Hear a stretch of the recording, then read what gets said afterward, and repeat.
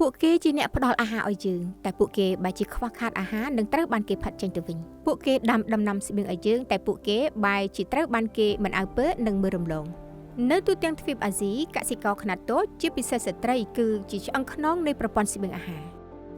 ក៏ប៉ុន្តែភាពក្រីក្រការប្រែប្រួលអាកាសធាតុនិងវិសមភាព gender រារាំងពួកគេមិនឲ្យទទួលបានផលប្រយោជន៍ពីអ្វីដែលពួកគេបានធ្វើយ៉ាងណាមិញការផ្លាស់ប្ដូរកំពុងកើតមានឡើងនៅក្នុងភូមិទូទាំងទ្វីបអាស៊ីដែលស្ត្រីកំពុងក្រោកឈរឡើងដឹកនាំអ្នកផលិតខ្នាតតូចបង្កើតក្រុមសន្សំនិងការកសាងសហគមន៍កសិកម្មដែលអាចកែប្រែសហគមន៍របស់ពួកគេឲ្យមានភាពប្រសើរឡើងនេះជាកម្មវិធីដែលអង្គការ Heifer អន្តរជាតិពង្រឹងសេដ្ឋកិច្ចក្នុងស្រុកគាំទ្រសហគមន៍កសិកម្មនិងផ្ដល់សិទ្ធិអំណាចដល់កសិករខ្នាតតូចនៅទ្វីបអាស៊ី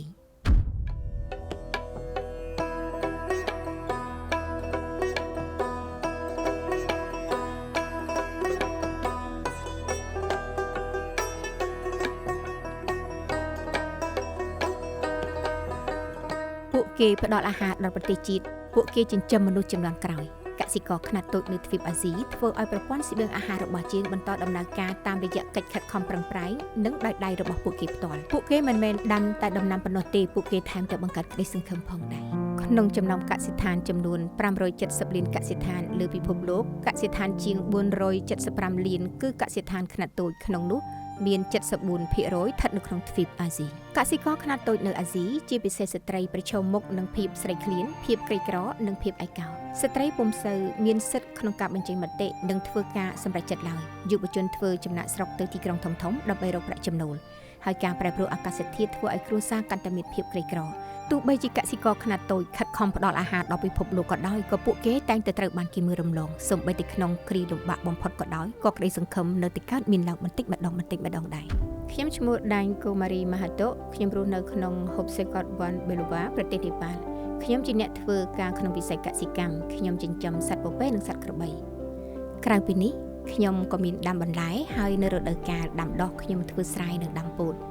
ខ្ញុំធ្លាប់មានស្ថានភាពសេដ្ឋកិច្ចក្រីក្រខ្លាំងស្ទើរតែគ្មានប្រាក់តែម្ដង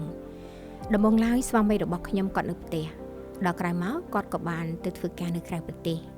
តែរកចំណូលបានតែបន្តិចបន្តួចប៉ុណ្ណោះកាលនោះខ្ញុំមិនចេះរកចំណូលដល់ខ្លួនឯងឡើយយើងត្រូវខ្ចីប្រាក់ពីអ្នកចងការដើម្បីយកមកផ្គត់ផ្គង់គ្រួសារសូម្បីតែទិញរបស់តូចតាចក៏ខ្ញុំត្រូវសុំលុយពីអ្នកដទៃដែរខ្ញុំធ្លាប់គិតថាខ្លួនឯងជាសត្វសង្កើយរស់នៅដោយពឹងផ្អែកលើអ្នកដទៃព្រោះខ្ញុំពឹងផ្អែកលើស្វាមីទាំងស្រុងក្រោយពេលបានចូលរួមជាមួយនឹងក្រុមអង្គការ Heifer និងបានរៀនពីរបៀបរកប្រាក់ដោយខ្លួនឯងហើយខ្ញុំឧស្សាហ៍នឹកដល់ការពីមុនណាស់ឥឡូវនេះខ្ញុំមិនចាំបាច់សុំលុយពីស្វាមីទៀតទេខ្ញុំរកប្រាក់តាមរយៈជំនាញដែលខ្ញុំបានរៀននិងអាជីវកម្មកសិកម្មដែលខ្ញុំបានបង្កើតខ្ញុំអាចទ្រទ្រង់គ្រួសាររបស់ខ្ញុំជាមួយនឹងប្រាក់ចំណូលទាំងនោះអង្គការ Heifer អន្តរជាតិត្រូវបានបង្កើតឡើងក្នុងឆ្នាំ1944ដោយលោក Denver ជាកសិករនិងជាបុគ្គលិកជួយសង្គ្រោះដែលបានយល់ឃើញថាការជូនគោមួយក្បាលដល់គ្រួសារដែលត្រូវបានគេផាត់ចេញពីសង្គមអាចធ្វើឲ្យមានការផ្លាស់ប្ដូរយូរអង្វែងជាងការជូនទឹកដោះគោមួយកែវដល់ពួកគេសប្តាហ៍នេះអង្គការ Heifer ប្រតិបត្តិការនៅក្នុងប្រទេសចំនួន19នៅទូទាំងទ្វីបអាស៊ីអាហ្វ្រិកអាមេរិកជាមួយនឹងបេសកកម្មបញ្ចប់ភាពស្រេកឃ្លាននិងភាពក្រីក្រស្របពេលដែលផ្ដោតការយកចិត្តទុកដាក់ថែរក្សាភពផែនដីអង្គការ Heifer គាំទ្រដល់កសិករខ្នាតតូចជាពិសេសស្ត្រីនិងយុវជនតាមរយៈការផ្ដល់ជូនសាច់ចិញ្ចឹមជំនួយផ្នែកកសិកម្មនិងការបណ្ដុះបណ្ដាលដើម្បីកសាងជីវភាពរស់នៅប្រកបដោយនិរន្តរភាពសប្តាហ៍នេះកិច្ចការងាររបស់អង្គការ Heifer នៅតែបន្តមានឥទ្ធិពលនៅទូទាំងអាស៊ីដូចជាប្រទេសបង់ក្លាដេសកម្ពុជាឥណ្ឌានិងនេប៉ាល់ជាផ្នែកមួយនៃគម្រោងអភិវឌ្ឍប្រកបដោយនិរន្តរភាពដែលដឹកនាំដោយសហគមន៍ក្នុងស្រុករបស់អង្គការ Heifer អង្គការបានបង្កើតនឹងការគាំទ្រដល់អ្នកផលិតខ្នាតតូចភាគច្រើនក្រុមសន្សំដឹកនាំដោយស្ត្រីដែលក្រុមទាំងនេះជាច្រើនបានរួមគ្នាបង្កើតទៅជាសហគមន៍កសិកម្មនិងមជ្ឈមណ្ឌលអាជីវកម្មគម្រោងនេះបង្កើតមូលធនសង្គមពង្រឹងប្រព័ន្ធស្បៀងអាហារនិងជួយកសិករខ្នាតតូចឲ្យរកប្រាក់ចំណូលចិញ្ចឹមជីវិតលទ្ធផលសំខាន់នៃវិធីសាស្ត្រនេះគឺការផ្លាស់ប្ដូរសង្គមការពង្រឹងអំណាចសេដ្ឋកិច្ចនិងនិរន្តរភាពបរិស្ថានដែលជះឥទ្ធិពលជាវិជ្ជមានដល់មនុស្សភពផែនដីនិងវិបលភាពដូច្នេះនៅពេលដែលយើងនិយាយអំពីការផ្លាស់ប្ដូរជាក់ស្ដែងនៅក្នុងសហគមន៍ជនបទអាស៊ីការផ្លាស់ប្ដូរនេះគឺចាប់ផ្ដើមពីកសិករខ្នាតតូចពិសេសស្ត្រី ប្រកាសណាយើងបានឃើញកសិករទាំងនេះមករួមគ្នាបង្កើតទៅជាក្រុមសន្សំជាសហគមន៍កសិកម្មហើយអ្វីពិតជាបានចាប់ផ្ដើមផ្លាស់ប្ដូរយើងបានឃើញថាពួកគេក្លាយជាមនុស្សមានទំនុកចិត្តមានសិទ្ធិបញ្ចេញមតិនិងចរចាជាមួយភាគីពាក់ព័ន្ធ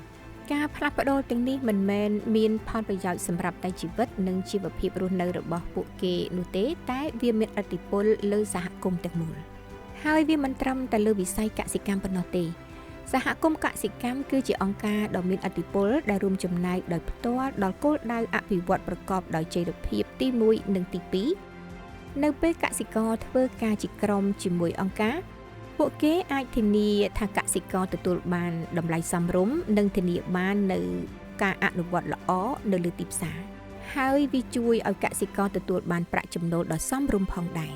ពេលនោះហើយគឺជាពេលដែលប្រព័ន្ធស្បៀងអាហារចាប់ផ្ដើមមាន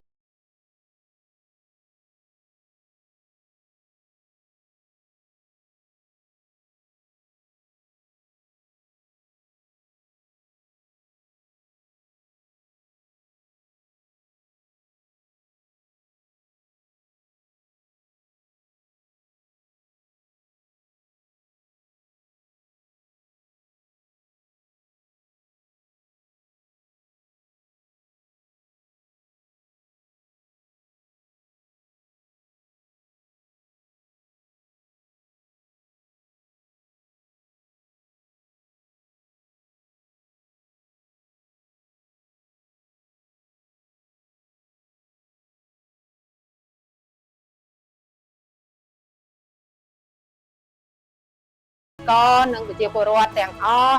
ដែលនៅក្នុងតំបន់ខ្ញុំនេះឲ្យមានការងារធ្វើកុំឲ្យចំណាក់ស្រុកក្នុងតំបន់ខ្ញុំនៅក្នុងសហគមន៍ខ្ញុំការរីកចម្រើនសប្តាហ៍នេះមានការបង្កើនក្រុមទី1បង្កើនក្រុមសន្សំទី2យើងបង្កើនក្រុមផលិតមានមន់មានបន្លែដល់សមាជិកទាំងអស់ហើយគាត់ក៏សប្បាយចិត្តចង់ធ្វើការងារទាំងអស់នោះដើម្បីជួយកាត់បន្ថយនឹងភាពក្រីក្រ